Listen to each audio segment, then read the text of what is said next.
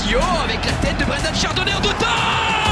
Ici c'est vrai, ici c'est vrai, ici c'est vrai, ici c'est vrai. Ouest France et It West présentent toute l'actu du Stade brestois avec David Guézenec, Alexis Saja et Laurent Frétinier. Un podcast animé par Tom Rossi. Bonjour à toutes et à tous, ravi de vous retrouver pour ce 4e numéro de 100% ISEF, votre podcast sur l'actu du club qui devance Barcelone, le Real Madrid, Arsenal, Paris et le Bayern Munich en Ligue des Champions.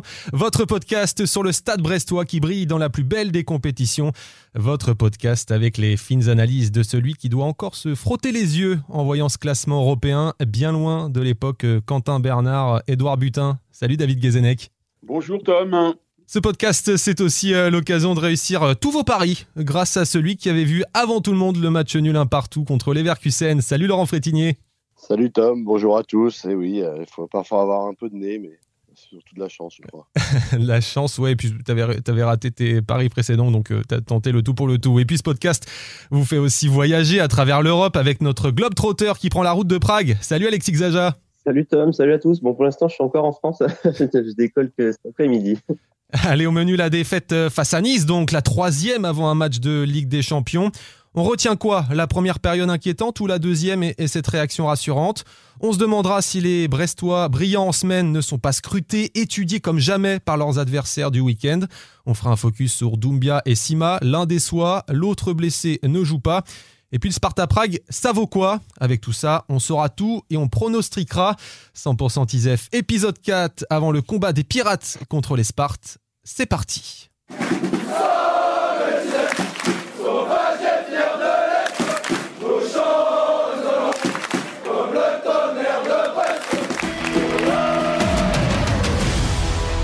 100% ISEF, toute l'actu du Stade brestois. Et Brest aurait pu intégrer le top 5, mais reste englué en deuxième partie de classement. Défaite 1-0 face à Nice, la 5e de la saison.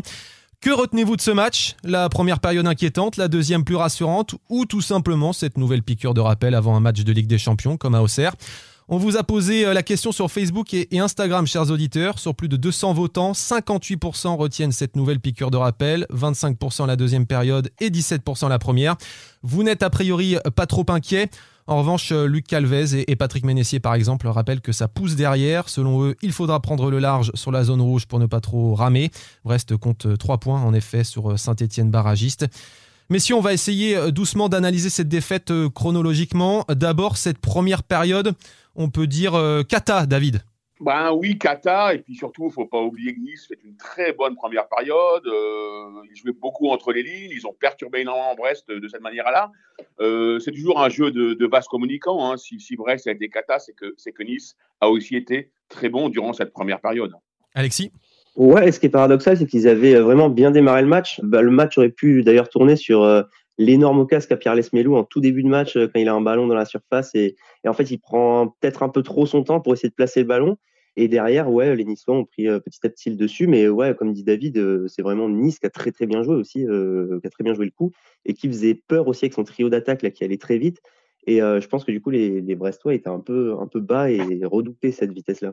Laurent, comment on peut expliquer une telle première période complètement ratée?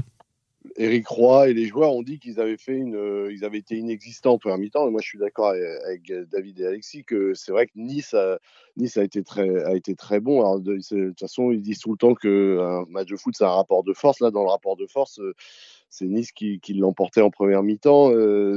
Effectivement, Brest a moins pressé et moins monté sur l'adversaire. Et ce qui a fait le succès de Brest, c'est son pressing incessant, c'est monter haut sur l'adversaire, c'est mettre beaucoup d'énergie dans ces matchs. Peut-être que des fois, il y a moins d'énergie dans le moteur. Alors, il y en a eu en deuxième mi-temps, mais est-ce qu'il y en a pour 90 minutes en ce moment? Il y a peut-être des joueurs qui commencent à tirer la langue sur ce rythme. Mais c'est vrai qu'il ne faut pas oublier la performance niçoise qui va très vite, qui a une force de percussion, qui a su aussi contourner ou transpercer ce milieu de terrain qui est la force brestoise. Et Pierre Lesmelou ne se cache pas d'ailleurs lui aussi, il pense comme tous ses partenaires et le coach Éric Roy que cette première période elle était complètement ratée, on l'écoute, c'était au micro de David. La première on était inexistant même, pas peur de se le dire, on était en retard surtout, on n'était pas dedans, on n'était pas présent et malheureusement dans le football quand on joue qu'une mi-temps sur deux, c'est compliqué de gagner quoi. Bon, la seule chose positive c'est qu'on est rectifié en deuxième mi-temps mais J'espère qu'on ne refera pas des mi-temps comme ça parce que c'est pas agréable même quand on est sur le terrain. Que ce soit dans le premier ballon, dans les deuxièmes ballons, dans les duels, on n'y était pas sur rien, donc on va plus retenir la deuxième mi-temps. Même si on perd nos valeurs, cette intensité qui nous caractérise, on redevient une équipe lambda, a dit d'ailleurs Eric Roy après le match. David, il y a aussi ce système en 3-4-3 qui a mis en difficulté les Brestois en première période. Oui, c'est ça. Boga et Guessant qui décrochaient énormément. On voyait bien qu'ils avaient du mal à se trouver. Madi Camara nous le disait aussi après match. C'est peut-être qu'ils étaient trop écartés les uns des autres, mais en tout cas, ils étaient un peu perdus. Alors, la question qu'on se posait, c'est aussi est-ce qu'ils sont plus étudiés par l'adversaire maintenant qu'ils jouent la Ligue des Champions, mais ils étaient aussi étudiés l'année dernière. Donc, mais en effet, ils ont été énormément gênés par la capacité des Niçois à aller vite et à jouer entre les lignes. On sait que de toute façon, ce système avec des pistons, quand il est bien maîtrisé, comme c'est le cas, parce que c'est un système que Franck Hayes avait déjà à Lens, et là, il est en train de l'appliquer à Nice, et ça commence à bien fonctionner. On voit que Nice est en train de trouver la carburation. C'est une équipe qui, à mon avis, jouera top 5 fin de saison. Là, les pistons, parfois, quand ça joue bien, que ça joue vite vers l'avant, ça gêne. On voit que ça gêne les Brestois avec ce 4-3-3. On voyait Lala, il n'a pas été trop pris dans le dos, mais il a été pris par la vitesse d'Abdi, qui était excellent en première période. Il ne savait plus s'il fallait qu'il monte, aller presser ou attendre bas. Et du coup, les Brestois, je trouve qu'ils ont beaucoup reculé. Ça ne leur ressemble pas. Ce n'est pas une équipe qui doit reculer et qui avait du mal justement à reprendre la main sur le ballon parce qu'ils n'étaient pas dans les duels. Est-ce que c'est inquiétant ? Je ne suis pas sûr parce que Nice a été bon, parce que là, il y a la deuxième mi-temps. Mais c'est un coup d'arrêt quand même, une piqûre de rappel ou un coup d'arrêt, je ne sais pas comment on peut l'appeler. Et pour rebondir sur ce que dit Laurent, c'est vrai que Brest est régulièrement gêné par des équipes qui jouent avec des pistons. C'est des systèmes qui les embêtent régulièrement, donc c'est pas une nouveauté. L'année dernière, déjà contre Nice, c'était pas Francaise, mais c'était déjà Nice était déjà venu avec un système comme ça, et pendant toute la première mi-temps, Brest avait souffert. Et ils étaient revenus dans le match en se réorganisant et en faisant une bonne deuxième mi-temps aussi. Il y avait eu 0-0 parce qu'ils n'avaient pas cédé en première période, mais ça avait été un peu le même scénario de match. Alors là, il n'a pas changé le système, mais bon, ça n'a pas été non plus les mêmes joueurs, la même intensité en deuxième mi-temps. Mais il y a parfois, Roy s'adapte en changeant le système quand il y a une défense à 3. Là, il ne l'a pas fait. C'est vrai qu'il a quand même des options aussi. C'est ce qui fait que c'est pas trop inquiétant. Il y a des options pour faire autrement que son traditionnel 4-3-3 si jamais ça se répète ce genre de difficulté face à ce genre d'équipe. Nice, ce 3-4-3, c'est une des équipes qui le maîtrise le mieux. David me disait, c'est une des meilleures équipes qu'on a vues à Leblé pour l'instant, en première mi-temps en tout cas. Et Brest qui s'est ressaisi en deuxième, peut-être un message dans le vestiaire. En tout cas, les Pirates sont partis à l'abordage, plus d'intensité et d'occasion. La tête d'Ajorc repoussée sur la barre, la frappe de Lesmedou sur le poteau, puis d'autres grosses opportunités avec Amavi et Doumbia notamment. Les Tizef se sont donc réveillés et auraient pu égaliser selon Ludovic Ajorc. C'est vrai qu'en deuxième, quand on est rentré, on s'est dit qu'il va falloir aller les chercher, à les agresser et mettre beaucoup d'intensité. C'est ce qu'on a fait. Malheureusement, on n'a pas été récompensé, mais on va retenir cette réaction-là. Je l'ai même regret que contre Rennes, parce qu'on voit que contre ces équipes-là, on a réussi à les mettre en difficulté, mais à la fin, on n'a pas le résultat qu'on aimerait avoir. Donc on est déçus ce soir, mais on va s'appuyer sur cette deuxième mi-temps-là. Eric Roy qui a dit on est capable de réagir, c'est la seule bonne nouvelle de ce match. Si tu joues 90 minutes comme ça, tu vas gagner beaucoup de matchs. Plutôt d'accord, David, tu as vu une très bonne deuxième période. Voilà, oui, beaucoup plus d'engagement, d'intensité. On a retrouvé le Brest qu'on voit régulièrement à Leblé. Et évidemment, en jouant comme ça, oui, ils en gagneront d'autres. Et moi, je suis pas inquiet en fait par la première période. Je suis rassuré par la deuxième. Une capacité de réaction, même si Pierre Lesboulou le regrettait aussi, disait c'est dommage qu'il ait fallu un coup de gueule du coach à la mi-temps pour qu'on revienne. On aurait dû s'adapter nous-mêmes, mais ils ont réussi à revenir complètement dans le match, à mettre des ingrédients qui ont fait leur force. Il faut voir, je pense, le verre à moitié plein. Le verre à moitié plein, Alexis ? Oui, c'est clair. Sur la deuxième période, Nice a pas, fin de mémoire, je crois pas que Nice ait une seule occasion, ou pas une grosse occasion en tout cas. Alors que les Brestois ont passé la mi-temps entière dans la moitié de terrain niçoise, avec un milieu de terrain qu'on a retrouvé alors qu'il était dépassé complètement en première période. Les Niçois jouaient très vite vers l'avant, donc il n'y avait pas cette maîtrise habituelle au milieu des trois Camara, Lesmedou, Magnetti. Là, on les a vus un peu plus, et surtout, c'était une équipe qui pressait, qui jouait justement, qui retrouvait aussi du jeu de côté, avec Del Castillo qu'on a un peu plus vu avant sa sortie. Sur le côté, Lala continuait à jouer haut et à porter le danger. Donc, la deuxième période est clairement brestoise, et le score un match nul, ça aurait été sur la physionomie du match, ça aurait été mérité. Mais après, voilà, quoi, Nice a eu la réussite dans son temps fort et pas Brest. Mais en tout cas, oui, je suis d'accord aussi avec David. Cette deuxième période, elle est vraiment rassurante. Et surtout, voilà, dans le contexte avant la Ligue des Champions, c'est pas, les joueurs disent que ça joue pas. Mais voilà, est-ce qu'il faut plus de temps pour entrer dans un match? Je sais pas, mais en tout cas, oui, ils ont montré que, comme face à Rennes, ils étaient au niveau face à des équipes censées jouer le haut tableau, même si Rennes, depuis le début de saison, n'est pas à la place qu'il aimerait. Tu parles justement de matchs avant Ligue des Champions. Les Tisef n'ont gagné aucun match de Ligue 1 avant la Coupe d'Europe. 3 défaites, Paris, Auxerre, Nice et un match nul contre Rennes. Est-ce qu'inconsciemment, les Brestois mettent un peu moins d'intensité, Laurent? Je sais pas s'ils mettent moins d'intensité. Ouais, en tout cas, c'est une stat qui devient solide et eux réfutent cet argument-là. Mais force est de constater qu'il y a quand même un souci lors de ce match pré-Coupe d'Europe. Alors, moi, je pense pas que ce soit conscient. C'est sans doute, ouais, peut-être qu'inconsciemment, mettre un peu moins d'intensité. Est-ce que c'est aussi... moi, je pense que c'est une forme de peut-être d'usure, peut-être s'il n'y avait pas physique, elle est mentale de cette répétition des matchs. Les gars, ils sont tout le temps sur la brèche, en fait, ils sont tout le temps au centre d'entraînement. Alors après, un footballeur professionnel, il aime ça, mais je pense que ça crée quand même une petite usure et que peut-être qu'il faut, ouais, comme dit Alexis, peut-être une petite difficulté à rentrer dans le match. Surtout que le jeu de Brest est très exigeant. Le jeu d'Éric Roy est très exigeant. Et pour être fort, Brest est obligé d'être à 100% ou même peut-être 110%. C'est une équipe qui ne peut pas se permettre d'être en demi-teinte. En tout cas, pas contre une équipe comme Nice. Peut-être que contre Le Havre et Toulouse, c'est passé. Mais contre une équipe comme Nice, être en demi-teinte, ça passe pas. Et faire qu'une mi-temps sur deux, ça passe pas. Parce qu'il y a quand même un petit bémol, c'est aussi l'efficacité dans le but. Ajor qui est bon depuis qu'il est là, mais il marque pas beaucoup quand même. Donc, va falloir un peu que les stats s'affolent. C'est toujours Del Castillo le meilleur buteur avec 3 buts. C'est assez faible. On est à 10 journées de Ligue 1. Il va falloir un buteur qui marque un peu plus. Ouais. David, toi, tu as posé la question aux joueurs sur ces matchs avant Ligue des Champions. Ils t'ont répondu quoi? Ils disent que non, qu'il n'y a pas du tout il y a pas, inconsciemment, il y a rien qui se passe pour eux. Enfin, inconsciemment, je ne sais pas si c'est inconscient, mais moi, je suis convaincu que, ils jouent comme ils peuvent. En effet, l'argument de Laurent sur le physique, oui, ça, d'accord, évidemment. On voit qu'un mec comme Lala enchaîne énormément. Évidemment. Magnetti, je l'ai trouvé un peu en demi-teinte, moi. Il a été très bon offensivement, un peu moins bon défensivement, évidemment. Mais comment dire, oui, physiquement, ça pioche peut-être, mais je ne crois pas une seconde dans la mentalité brestoise qui se préserve un match du Coupe d'Europe. Ça n'a jamais été le cas. Et on regardait aujourd'hui le match d'Auxerre en disant oui, j'y étais pas.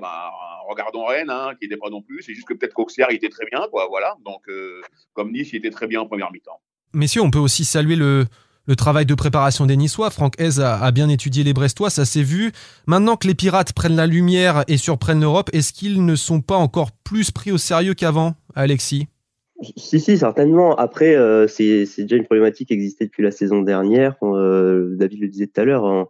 Éric Roy, je me souviens, c'était déjà contre Nice. C'était en janvier dernier, le match retour. Il avait parlé de ça, cette problématique-là. Les Niçois, ils avaient adapté leur système. Pour la première fois, ils étaient venus à Le Blé avec un système tout nouveau. Et pour Roy, c'était d'abord une difficulté parce qu'il fallait s'adapter, mais aussi le signe que son équipe commençait à être prise au sérieux, inquiéter les adversaires. Et lui aussi avait cherché des façons de se réinventer, de continuer à surprendre. Contre Paris, il avait instauré un milieu en losange pour la première fois. Donc ouais, c'est quelque chose qui existe depuis plusieurs mois. Après, avec la Ligue des Champions, forcément, peut-être que ça a pris une dimension encore un peu plus supérieure et que les adversaires viennent encore plus préparés. Mais après, Nice a fait ce qu'il sait faire aussi. Ils sont pas venus avec quelque chose de tout nouveau. Donc, et d'ailleurs, Brest a répondu en deuxième période en faisant aussi ce qu'il savait faire. Donc, je sais pas si c'est là-dessus que ça s'est joué, en tout cas, sur ce match-là. En tout cas, Brest ne peut plus surprendre maintenant. On les connaît comme le loup blanc, Laurent. Quand je vois son jeu, je suis amoureux. Quand je vois son jeu, je suis studieux. Surtout, les entraîneurs adverses étudient bien Brest. Alors oui, plus ou moins, je sais pas, que la saison passée. En tout cas, ils sont tous dans leur canapé le mardi ou le mercredi pour voir Brest en Ligue des Champions. Donc, ça leur donne un petit avantage pour scruter cette équipe. Alors après, je sais pas si ça joue. Moi, ce qui est bien, c'est que Éric Roy sait répondre à ça parce que évidemment, il a son 4-4-2 4-3-3 préférentiel, mais il a d'autres options. Il est capable de jouer en 4-2-3-1 et il a les joueurs pour. Il l'a prouvé à Reims, par exemple, et il a par exemple Fèvre et Doumbia qui peuvent permettre des options différentes, quoi. David ? Ce qui est sans doute évident, c'est que forcément, il y a un surplus de motivation quand on joue une équipe qui actuellement surprend tout le monde en Ligue des Champions. Le fait qu'elle soit surveillée, que son jeu soit étudié en Ligue 1, c'est le cas depuis octobre dernier ou novembre dernier, où il commençait à tourner, quoi. Donc là-dessus, il n'y a rien de nouveau.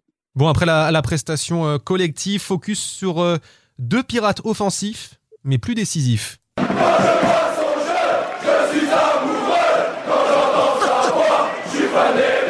C'est l'hommage des supporters brestois à leur entraîneur Éric Roy. C'est génial. Vous l'aviez entendu ça? Non.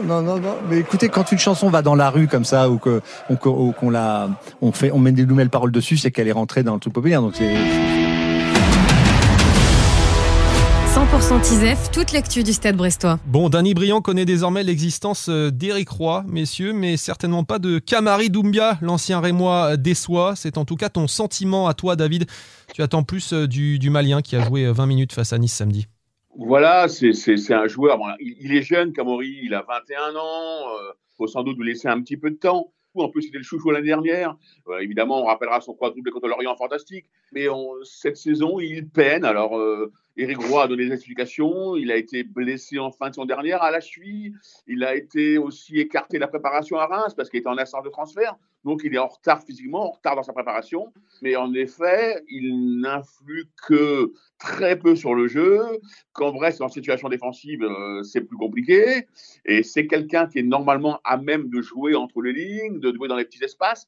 Et cette année, on le voit très peu. On l'a un petit peu vu à Reims. Il est revenu un peu, il a rallumé la lumière, mais il doit apporter plus. Alors rappelons qu'il a que 21 ans, c'est plutôt un entrant, mais il doit faire mieux. Et si Brest l'a recruté à 4,5 millions sur ce qui est quand même des tarifs assez rarissimes pour Brest, pour un joueur de 21 ans, c'est qu'il compte sur son potentiel.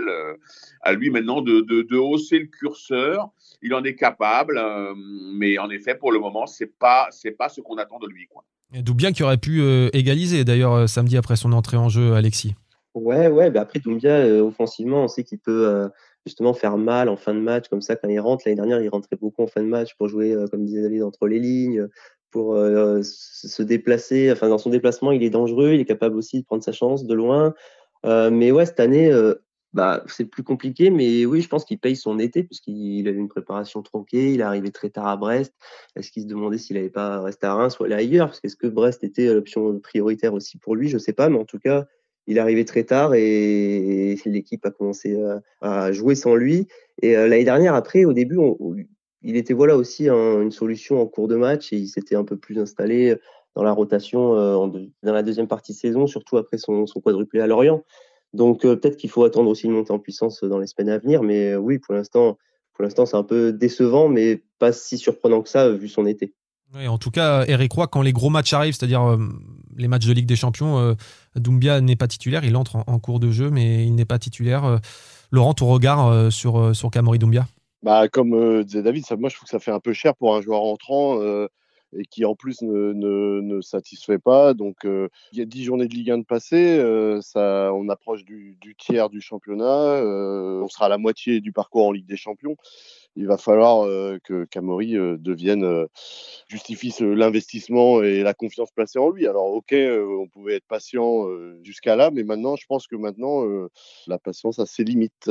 Et à l'inverse, lui manque au TISEF, c'est Abdallah Sima, gêné par une blessure musculaire après avoir brillé contre Sturm Graz et Salzbourg. Il a rejoué face à Leverkusen, mais était absent des 2 derniers matchs. Qu'est-ce qui se passe, docteur Xhaja? Ouais, Eric Roy en a parlé en conf d'avant-match avant Nice. Il disait que Abdallah Sima, il traîne son souci musculaire, qu'il avait voulu jouer contre Leverkusen, mais qu'il n'était pas à 100%. Et il avait l'air un peu agacé, le mot serait trop fort, mais en tout cas un peu gêné par cet état de santé un peu fluctuant où il revient à l'entraînement, il repart après un match et il voulait en tout cas que le joueur se pose et du repos, soigne réellement sa blessure pour revenir pleinement, parce que là ça fait 1 mois qu'il n'a pas joué en Ligue 1, il a juste démarré le match contre les Leverkusen, mais voilà, c'est un peu le paradoxe. Sima, depuis le début de la saison, il a été décisif en Ligue des Champions, mais en Ligue 1 jusque-là, il n'a pas eu une grosse performance et surtout, on l'a peu vu. Sa blessure, en tout cas, moi, je trouve ça un peu inquiétant parce qu'on a l'impression que ça traîne et qu'il ne part pas. Il n'était pas parti en sélection pour se soigner. Enfin, il avait fait l'aller-retour au Sénégal, il n'avait pas joué. Il est revenu, il a toujours ce souci aux ischio-jambiers, donc un peu une incertitude autour de Sima. David, toi, tu espères son retour assez rapidement, ramener un peu d'explosivité sur le côté? C'est sa capacité première, il se projette extrêmement vite vers l'avant et ben, on l'a vu en Ligue des Champions évidemment, tout ce qu'il peut amener au Stade Brestois. Donc oui, évidemment, plus vite il reviendra, plus Brest aura d'arguments offensifs. Il y a peu de joueurs dans l'effectif qui ont sa capacité à aller si vite vers l'avant. Ouais, d'autant qu'en plus, je trouvais que Baldé, qui parfois peut être très bien, au moins fait les efforts défensifs, mais parfois c'est un peu fait un peu n'importe quoi. L'autre jour, son centre, la bicyclette tentée dans la surface, c'est un peu. Je trouve qu'il a une capacité aussi à gâcher Baldé, alors que Sima est assez froid devant le but. Il l'a montré en Ligue des Champions. Moi, je suis assez inquiet parce que on n'a pas la nature précise de la blessure, mais les ischios sur ce genre de joueur explosif et musculeux, ça peut être pénible. Alors j'espère qu'il va revenir vite parce qu'il manque sur le côté gauche brestois, ça c'est clair. Ouais, pour ajouter, ce qui est un peu inquiétant, c'est que c'est une blessure qui traînait déjà les saisons passées. Il avait raté pas mal de matchs dans ses anciens clubs liés à une blessure aux ischio-jambiers, donc c'est ça qui inquiète un peu aussi. Bon, a priori pas d'Abdallah Sima à Prague. Stade Brestois, Coupe d'Europe! Stade Brestois, Coupe d'Europe! Stade Brestois, Coupe d'Europe! 100% Tisef, toute l'actu du Stade Brestois. Après Sturm-Graz, Salzbourg et Leverkusen, on file encore plus à l'est en République tchèque. C'est le Sparta Prague qui se dresse devant le Stade Brestois. Un adversaire du chapeau 4, en théorie l'un des plus faibles, mais qui surprend aussi avec une victoire contre Salzbourg, un nul à Stuttgart et une défaite inévitable sur la pelouse de Manchester City. Mais ces derniers temps, le champion de Tchéquie n'est pas maître chez lui, Alexis. Ouais, ils ont encore perdu ce week-end, c'est la 4e défaite en 5 matchs de championnat. Donc c'est la Ligue des Champions qui relève un peu le bilan depuis le début de saison. Ils avaient très très bien démarré contre Salzbourg en gagnant 3-0. Bon, après on a vu que Salzbourg a pris des valises un peu contre chaque adversaire, 4-0 contre Brest. Mais leur deuxième match avait confirmé que c'était une équipe solide parce que Stuttgart, c'est un bon niveau de jeu cette année. Et ils avaient fait match nul là-bas. Bon, après quand la route s'est élevée contre Manchester City, ils ont complètement craqué 5-0. Mais voilà, en Ligue des Champions, c'est un adversaire qui, un peu comme Brest, surprend. Mais c'est vrai qu'en championnat, ils n'ont pas du tout la bonne dynamique. Là, ils ont encore perdu 3-1 à domicile contre une équipe censée être inférieure. Il y a juste eu ces dernières semaines une victoire en Coupe de République tchèque qui leur a permis un peu de reprendre un peu confiance. Mais sinon, le bilan, il est assez noir là sur ces dernières semaines avant de recevoir Brest. Et on peut ajouter à cela la blessure depuis 3 matchs de leur meilleur buteur, l'attaquant slovaque Luka Haraslin. Je ne vais pas vous mentir, on ne le connaît pas. En tout cas, moi, je ne le connais pas. Il a déjà inscrit 4 buts depuis le début de saison.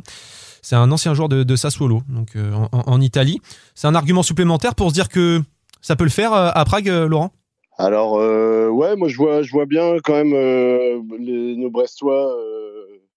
Là, ils n'ont plus rien à perdre. Ils vont jouer libérés. Franchement, ils abordent ces deux compétitions de façon complètement différente. C'est sûr que en Ligue 1, ils ont la pression de vite se maintenir, même si ça ne parle pas de maintien cette année, ça regarde vers le haut, je trouve. Mais alors que là, en Ligue des Champions, ça joue libéré, ça joue bien, c'est opportuniste, c'est même efficace, plus qu'en Ligue 1. Donc moi, oui, peut-être aller chercher au moins un point et se rapprocher encore un peu plus de cette qualif incroyable.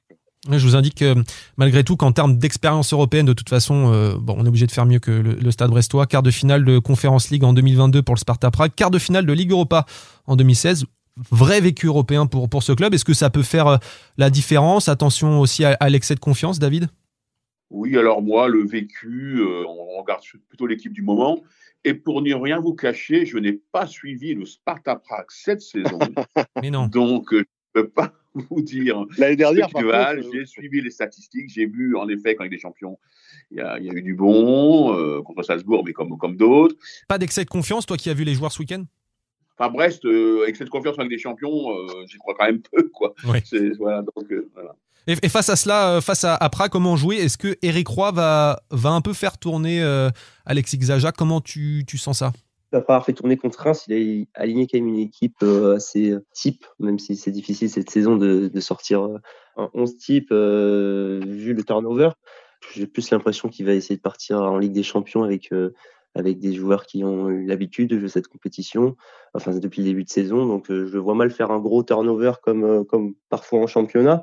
Enfin, ça reste la Ligue des Champions, des adversaires européens, voilà, c'est pas n'importe qui. Même si voilà, moi non plus je connais pas Prague, mais s'ils sont à ce niveau, c'est que c'est une belle équipe. Donc je vois mal faire complètement tourner son effectif pour un match de Ligue des Champions, sachant qu'il y a Montpellier en fin de semaine.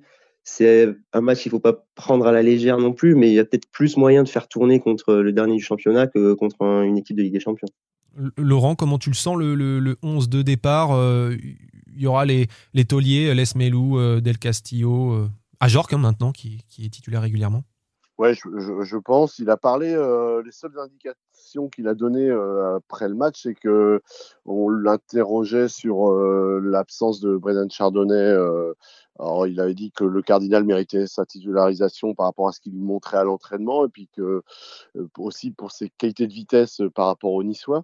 Et il a dit que Chardonnay serait sans doute là pour le match de Ligue des Champions. Alors, avec associé à qui Koulibaly, pour l'instant, a fait tous les matchs de Ligue des Champions, mais il a été moins bon. Donc, est-ce qu'on va retrouver une charnière Chardonnay le Cardinal? Ça, franchement, je sais pas. Et il a donné un autre indicateur en disant que Ndiaye jouerait un des 2 prochains matchs. Moi, je vois pas Ndiaye en Ligue des Champions, donc Ndiaye jouera sans doute à Montpellier. Et donc ça me ramène à ce que dit Alexis en disant que je vois plus de la rotation à Montpellier. Après, ça n'empêche pas d'avoir peut-être faire des petits ajustements par ligne, par petites touches, plus en fonction de l'état des troupes. Mais moi, je vois pas des gros changements pour Prague. Et messieurs, petit point comptable avant ce match. Brest est 5e de cette phase de Ligue de la Ligue des Champions avec 7 points. En théorie, on vous l'a déjà dit, il manque une victoire pour s'assurer un avenir européen autour de la Saint-Valentin. Une victoire pour atteindre les 10 points synonymes selon les mathématiciens de barrage. Bon, ça va le faire, David?